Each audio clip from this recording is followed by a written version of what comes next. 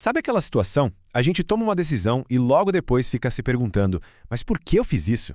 Pois é, hoje vamos dar uma olhada nessa linguagem invisível que opera bem ali nos bastidores da nossa mente e que acaba moldando as escolhas que temos certeza que fizemos por conta própria.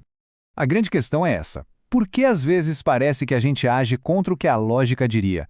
A resposta, muitas vezes, não está na gente, mas sim nas palavras que nos direcionam sem que a gente nem se dê conta. E olha, pode esquecer os truques óbvios. O que vamos analisar aqui é algo muito mais sutil. É como um sussurro, uma comunicação desenhada especificamente para passar batido pela nossa lógica, sem ser notada. Pensa assim, ó. Essa linguagem não grita, ela sussurra. E ela sussurra direto para os nossos desejos mais escondidos, sabe? Ela consegue pegar uma mensagem que seria genérica e transformar em algo que soa pessoal, como se tivesse sido feita sob medida para cada um de nós. Ok, agora que o conceito está mais claro, vamos abrir a caixa de ferramentas da influência. Como exatamente o nosso senso crítico é desarmado? A resposta está nas heurísticas. Elas são basicamente os atalhos do nosso cérebro. Sabe, ajudam a gente a tomar decisões rápidas para sobreviver num mundo que é super complexo. O problema é que, por serem previsíveis, elas viram portas de entrada para quem quer nos influenciar. Agora, o que é impressionante aqui é o quanto essas frases são familiares para a gente. Ah, mas todo mundo está fazendo. Isso aciona na hora a nossa necessidade de pertencer. Oferta limitada.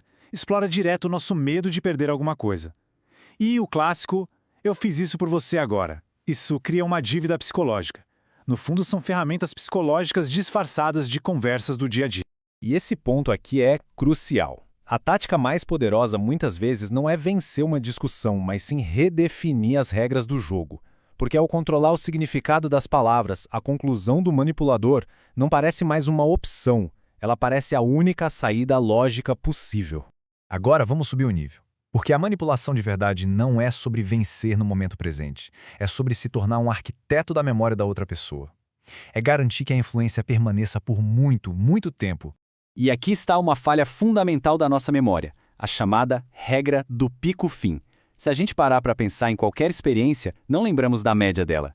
Lembramos do momento mais intenso e de como ela terminou. E é exatamente aí que a manipulação entra.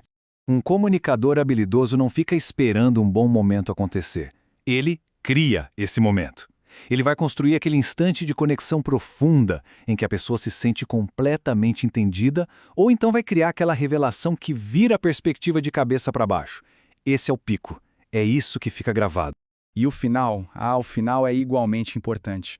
O jeito que a conversa termina é gerenciado nos mínimos detalhes, para deixar uma sensação positiva, duradoura, e essa sensação acaba colorindo a memória de toda a interação, ofuscando qualquer ponto negativo que possa ter acontecido no meio. Mas tem um ponto ainda mais sutil. Ao fazer a outra pessoa investir esforço na conversa, seja explicando algo, fazendo um favorzinho, ou até mesmo preenchendo um silêncio constrangedor, o cérebro dela precisa justificar essa energia que foi gasta. E a conclusão interna acaba sendo, bem, se eu dediquei tempo e esforço para essa pessoa, ela deve ser importante. Tá, mas e quando a pessoa resiste? Aí a estratégia muda. Agora vamos ver como a força de vontade pode ser literalmente desgastada. Como o cansaço pode ser transformado numa arma. Fadiga de decisão. Isso é algo real. Pense na força de vontade como se fosse uma bateria. A cada decisão que tomamos, um pouquinho da carga vai embora. E claro, os manipuladores sabem disso. Eles não esperam a bateria acabar por acaso. Eles esgotam ela de propósito. Esse processo aqui não é um acidente, é uma estratégia. É todo deliberado. A reunião se arrasta por horas, a energia é drenada com detalhes sem importância. E justamente quando o cansaço está no auge, o verdadeiro pedido é colocado na mesa. A essa altura, dizer sim parece muito mais fácil do que continuar resistindo. Depois de ver tudo isso, é fácil pensar que o nosso sistema tem uma falha, né? Mas vamos tentar olhar por outro ângulo. E se essas vulnerabilidades não forem defeitos? E se forem, na verdade, características essenciais? E aqui talvez esteja a grande virada dessa análise. Os nossos bugs cognitivos, como esses atalhos mentais, na verdade são features. Eles existem para permitir que a gente tome decisões rápidas, com informações incompletas e com pouca energia. São, no fim das contas, ferramentas de sobrevivência. Portanto, a conclusão não é que somos fracos, é que somos eficientes. A nossa suscetibilidade à influência é, na verdade, um efeito colateral da maneira como o nosso cérebro evoluiu para lidar com um mundo de complexidade infinita e tempo limitado. E isso nos deixa com uma pergunta bem desconfortável para dizer o mínimo. Se os mesmos atalhos que nos tornam vulneráveis são os que nos permitem sobreviver, então onde exatamente começa o nosso livre-arbítrio?